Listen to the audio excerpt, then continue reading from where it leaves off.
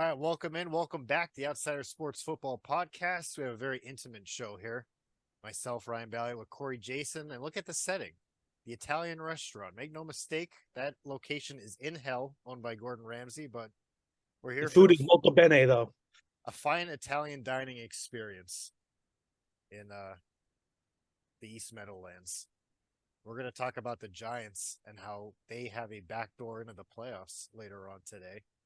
So Corey gets to hate himself just a little bit less this week. But if you're a fan of the show, wherever you're listening, whether it's on YouTube or Spotify, make sure you show your support, follow us, subscribe, ring the bell so you get notified when new shows go live every week.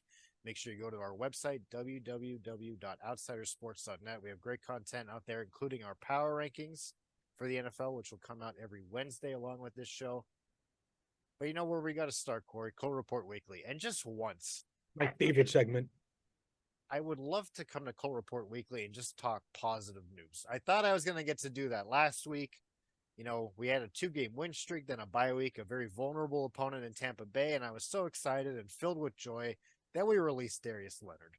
And I'm like, I don't know what's going on here. We beat Tampa Bay. Our offense looks great. We have another good matchup against the Titans this week. Now Jonathan Taylor's out a couple weeks with a thumb injury. Didn't he miss enough time? Didn't he miss enough time? I guess not. But I like that they're doing the cautious approach. Go take the time off, get the surgeries, get yourselves right instead of trying to force your way through it.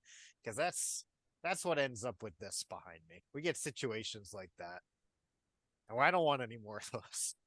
This is the life of a Colts fan. 1 step forward and 2 steps back. But we keep going forward. We keep trying to. Same with the Giants right now. I mean, we love the Mannings, don't we? Yeah. Hey, if it wasn't for them, Brady would be like Thanos right now. We stopped him just enough times. Archie's loins saved America. I want that on a flag or a shirt or something to walk around in broad daylight with that. But elsewhere in Colts-related news, Frank Reich, the second season in a row, he was dismissed as the head coach of a football team in the NFL during the season. Made it a little bit farther with the Panthers this year than he did the Colts last year, but doesn't get to see a full season with Bryce Young, the quarterback we expect he didn't want, that management told him he needed to take, and then they fired him for it. And I expected much better from the Panthers. We talked about that a couple weeks ago and where I was wrong. I picked them to win this division. Instead, they're going to win the first overall pick in the draft, which they don't even get to win because they sent it to Chicago in their trade up to go get Bryce Young. Carolina's a mess right now. Do you want some PTSD? Because do you know who's interested in this Carolina job? Greg Olsen. Fan favorite offensive player. Wants to try his hand at coaching without any prior experience, really. Replacing Frank Reich. Where have we seen this before? I couldn't tell you. Just blocked it out of my mind. I just don't understand why Tepper would lie, saying, Tepper's the only one in the Panthers organization that wanted Bryce Young. It's a pretty poorly kept secret that Frank Reich wanted CJ Stroud. Now, that 3-team trade, I don't know if you saw this, Ryan, that rumor that came out. They did. Where, the Texans were going to trade up to 1. The Panthers were going to trade to 2, and something with, I forgot one other team was involved. But whatever it was going to end up with the Panthers getting CJ Stroud. And those talks fell through. It was the Bears. The Bears were the other team. So the Bears traded out of 1, which was supposed to go to the Panthers, the Texans, to 1 for Young. Panthers get Stroud at 2, so on and so forth. Instead, the Panthers and the Bears did that whole big trade that's looking, worse and worse. And it's leaving the Texans with the best quarterback, best quarterback from the draft. And nobody in the organization wanted Bryce Young. How does that make Bryce Young feel that he's performing horribly and nobody wanted him other than the owner? It's a tough position to be in for the young kid. Poor guy. You hope that, I mean, this is, I think I saw this with the new interim coach coming in, is going to be the 6 different head coach, including the interims for Yeah. the Carolina Panthers since Tepper took over. And you know who they expect to run this offense? Like pretty much their new OC, Jim Caldwell.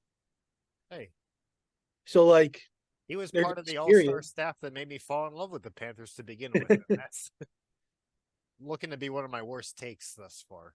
But I mean, the expectations were higher in Carolina. But now I want to ask this about Carolina. Given the management and how it seems they're interfering and not a very long, very short leash Right. with the head coaches, you have the Raiders opening already.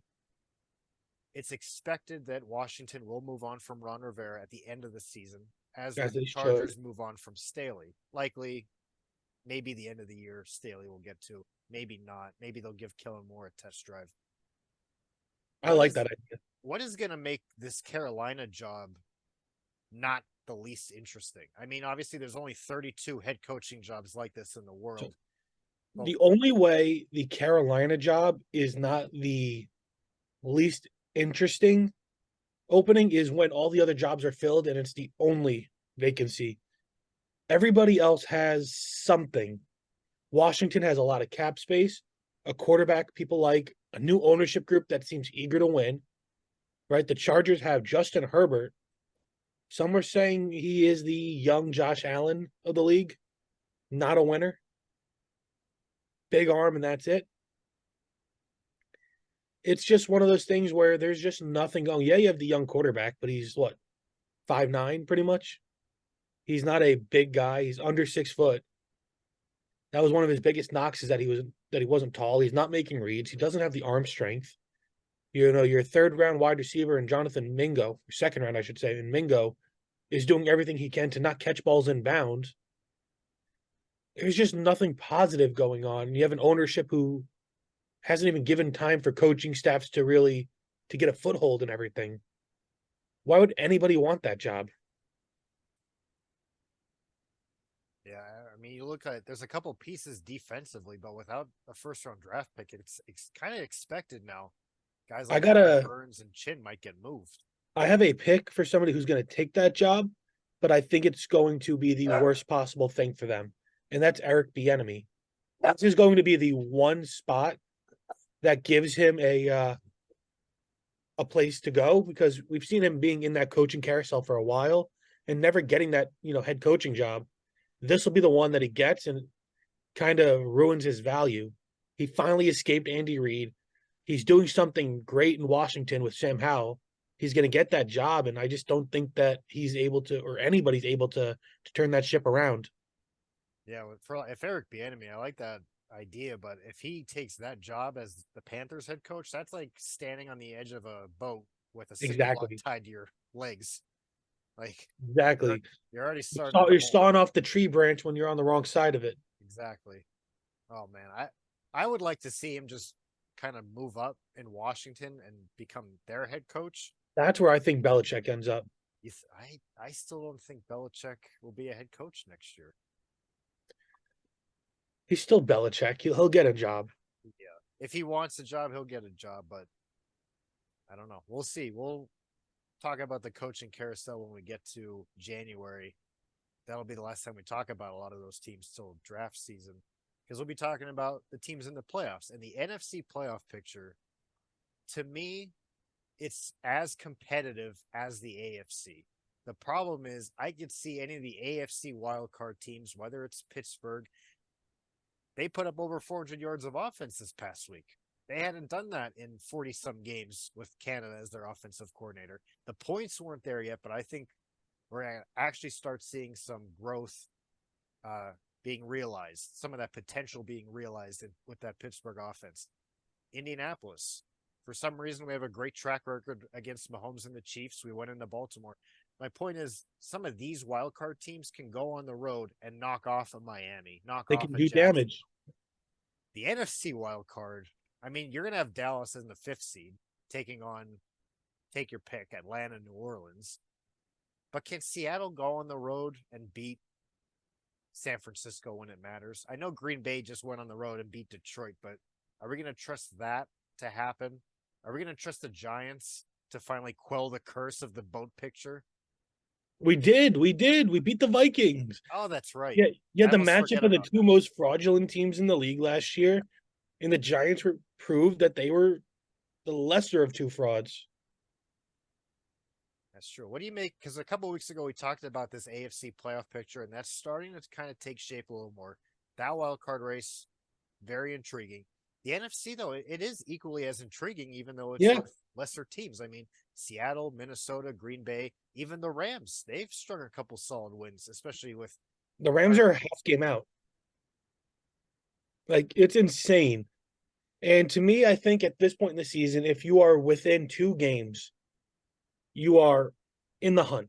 I think it's fair to say. So on the AFC side, the only team that's legitimately out of it is New England, because even though you have 4-win teams like the Chargers, Titans, and Jets, that's only 2 wins behind Indianapolis. That's only 2 games behind Indy for that last spot.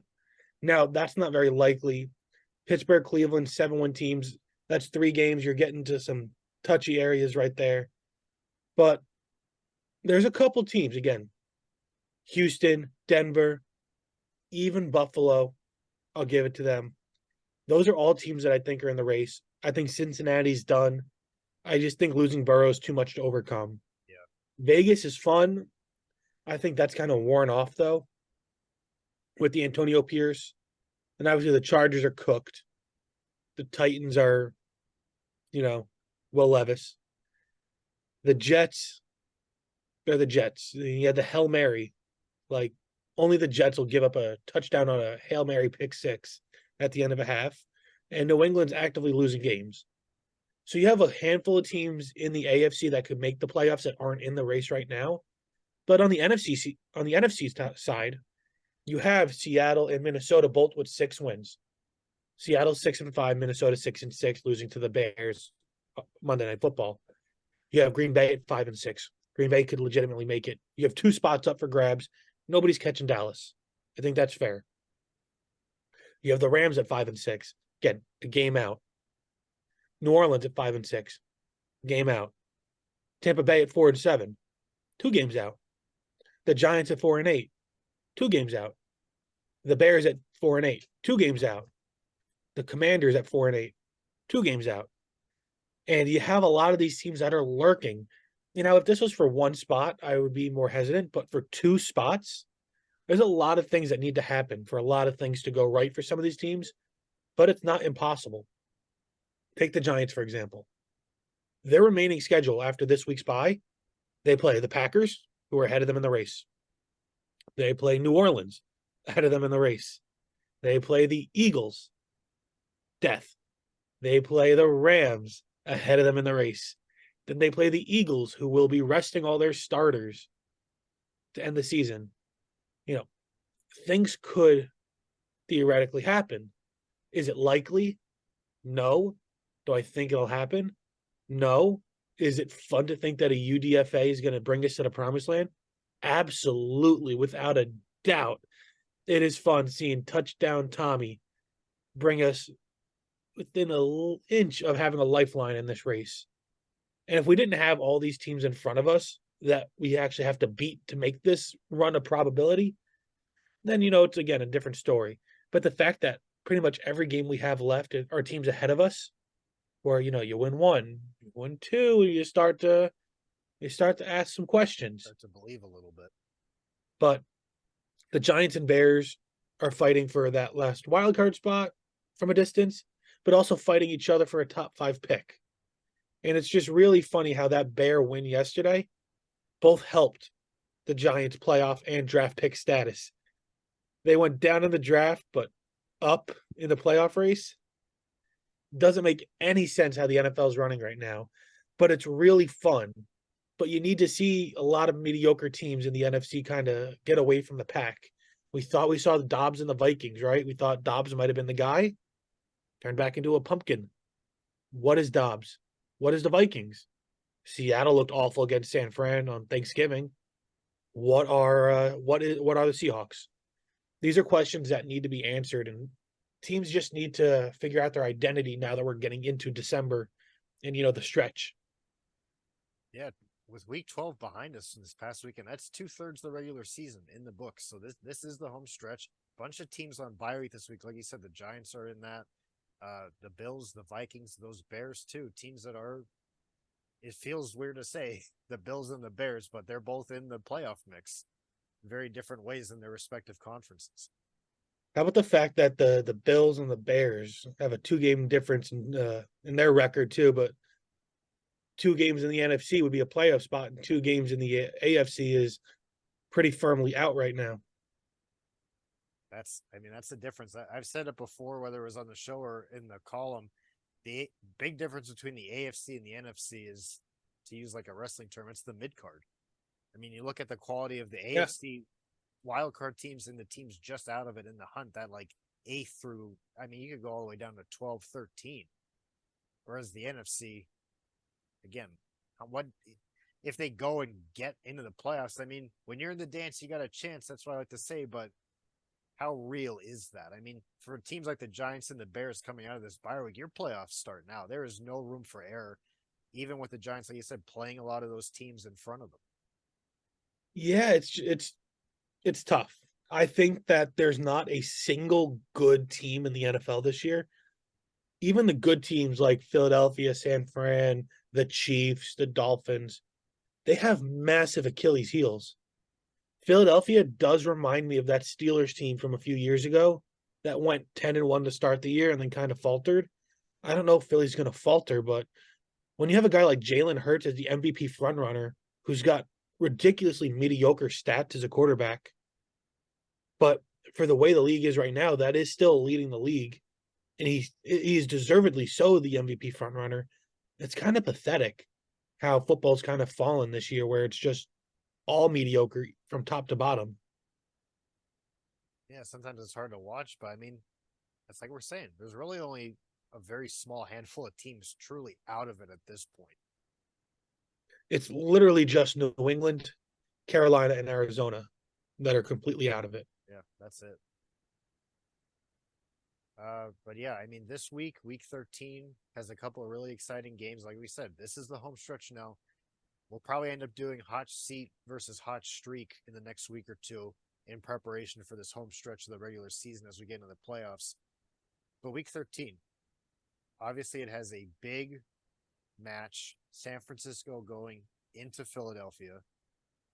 All eyes on that one. That's the NFC Championship game rematch from a year ago. San Francisco.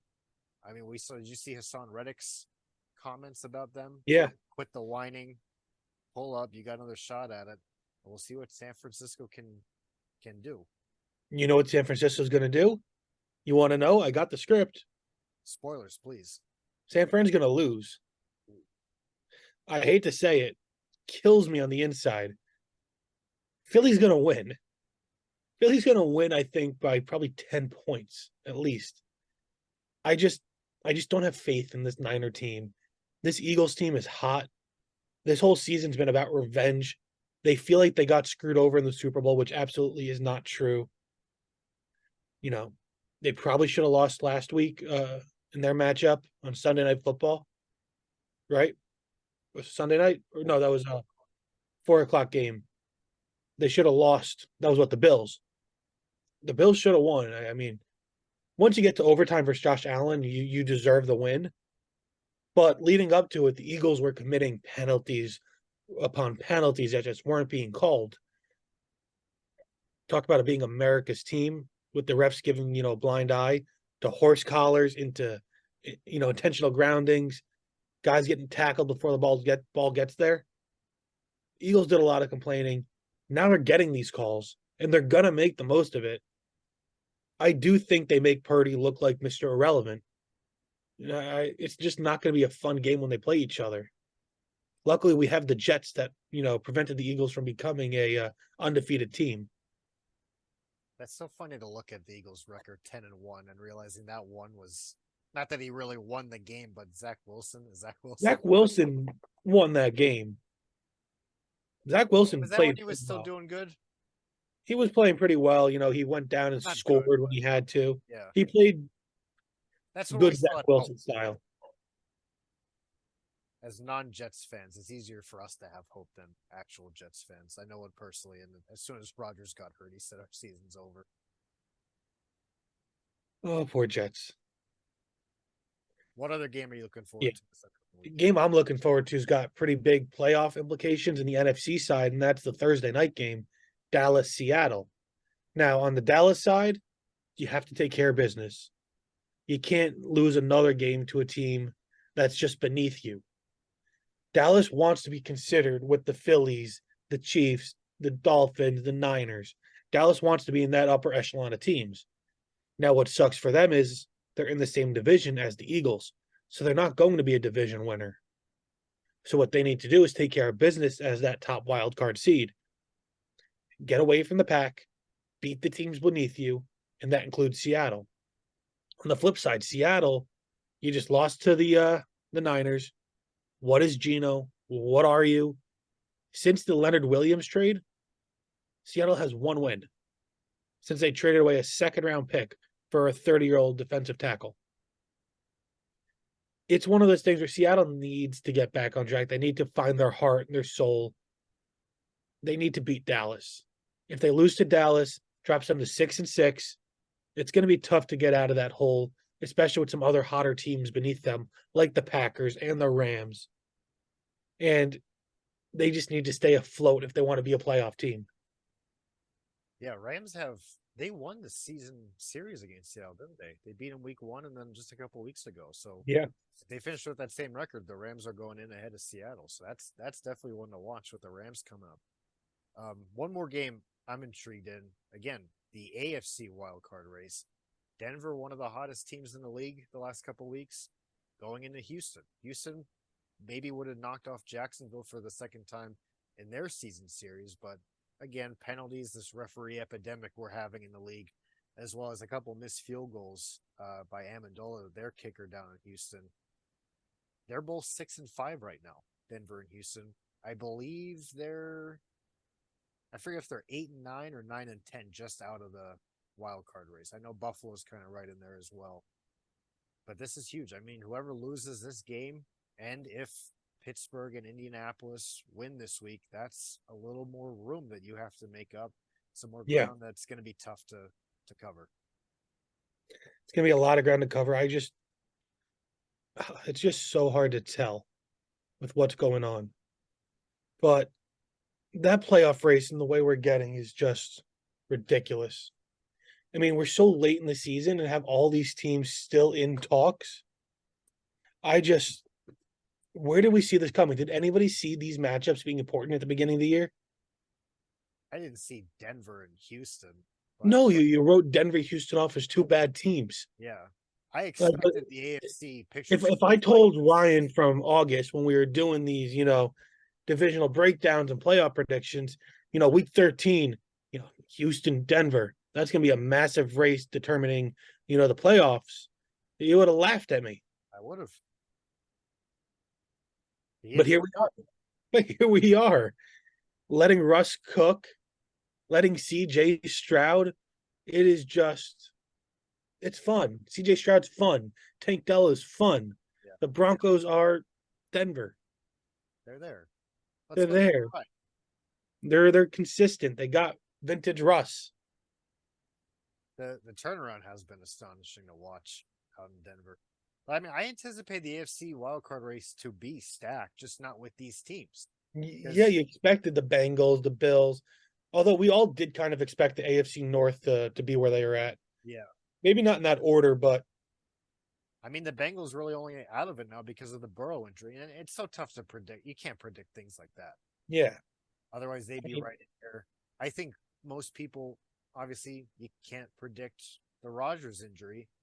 I would have had the Jets a couple games up in the wild card race. But although you kind of have to knock a couple every time you make a prediction about the Jets, you need to knock it a little bit for their Jetsness. I said they were going to win 9-10 games, so I think a lot of people wanted to push them with Rodgers to like 12, 13. division winners. So I was like, let's not go crazy. but obviously the Rodgers injuries, so they really fall back here. And then like the Chargers, I mean, I didn't expect them to because they're the Chargers, but a lot of people, like you said, everyone loves Justin Herbert. I give him the same critique I give Josh Allen. You put up great stats, but you don't win games. Josh Allen wins regular season games. He just can't win the big games, the overtime games. Herbert, what does he win at all? His one playoff appearance was one of the biggest blown Both leads. jobs ever. Yeah. Duval. He only managed 10 points on Sunday night this week when the game, you can't have a drive, like a field goal drive when you need to have it. It's pretty pathetic. Yeah. Before we call it wraps this week, outsiders of the week, I got Olamide Zacchaeus. I'm gonna make sure I try and pronounce that right. He came up. He spent time with Atlanta and Tampa Bay. Kind of lost in the shuffle here. Here in Philly, the wide receiver. Obviously, you got AJ Brown. You got Devonta Smith. Goddard, even though he's out with the injury. DeAndre Swift. I can go on and on. Julio Jones is there now, but Zacchaeus nabbed a. When I saw Jalen Hurts throw it, I thought it was getting picked off, but he climbs the ladder, grabs it for the touchdown, and that was when you were like, Philly's going to win this game. They messed around and they're going to win this game. So I'm screaming, if you're going to win, give it to A.J. Brown so I can get those fantasy points. And they did me dirty because Eagles always do me dirty. he at least did catch. I had the Hurts Brown stack, and I was frustrated until that third quarter. It was only like a yard out, but at least he got one. I hope your league's PPR. At least you get that extra point for the catch. Yeah, but, a couple touchdowns doesn't hurt.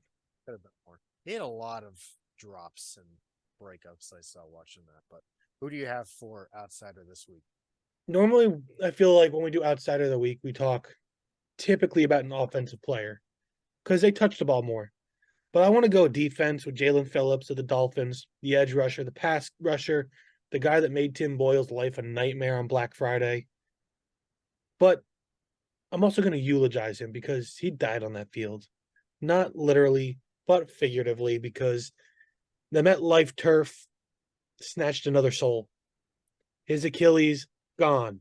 Rodgers, MetLife, gone. We've seen it year in and year out how many players have gotten hurt. And this is a new year, new turf, same issues. I say burn down the stadium, bless it with some salt, bring in some priests, call the Vatican if you have to. There's something going on there that's just not right. It's evil. Jets should go back to, Long Island. The Giants should be on their own in the Meadowlands. Let the world be right. But Phillips, 3 tackles, with an assist. He had a sack, a couple tackles for loss, a pass defender, and he was in the backfield all day. I mean, Ryan, I don't know if you watched the game or not, but he was harassing Tim Boyle, constantly hitting him, QB rushes, just beating his man. The Jets O-line is very porous. He's my outsider because he really forced a lot of turnovers and he forced a lot of quick passes and he really stifled the Jets. I do have a question for you though, Ryan, just away from the outsider of the week. Can you name what 3 teams in fantasy have the highest output from their tight end position for fantasy purposes? I'm gonna So say not a single player, but as a team. as a team. What teams have the highest tight end fantasy output? Well, I know Kelsey had a couple big games. Is he in? The Chiefs are number 2. Okay. I want to say the Lions. No, no No, Laporta. no Laporta. Ravens. No. Number 1 is the Vikings with TJ Hawkinson. Okay, Number 3, I hope you're sitting down. I am sitting. The Atlanta Falcons. I know that's all Janu. That's all Johnny. They have the 3rd most fantasy point output from their tight end position, and none of it is Kyle Pitts. That's astounding. Kyle Pitt. What better way to end this week's show than the Kyle Pitts? I don't know, slander. It's not love. Is it slander if it's true? I don't think so. Kyle Pitts. Do you think Kyle Pitts is any better when Justin Fields gets down to Atlanta next year? I mean, what are they just going to go out for lunch trying to recruit him to the Vikings? Justin Jefferson will either be a Viking or a Giant. No, Fields. You said Jefferson. I'm pretty sure I said Fields. We'll I roll meant back the Fields. tape. Whatever I said, I meant Fields. Then no, he won't be any better because Art Smith will still be the head coach. That's true. Unless he also gets fired, which Imagine they win their division and he gets fired still. that happened with the Titans a couple years ago before Vrabel. Yeah, but at least Smith's vision is coming true where they're able to win their division, and the division's not going to get much better. No, not at all. It's probably going to get worse. But we'll end on that.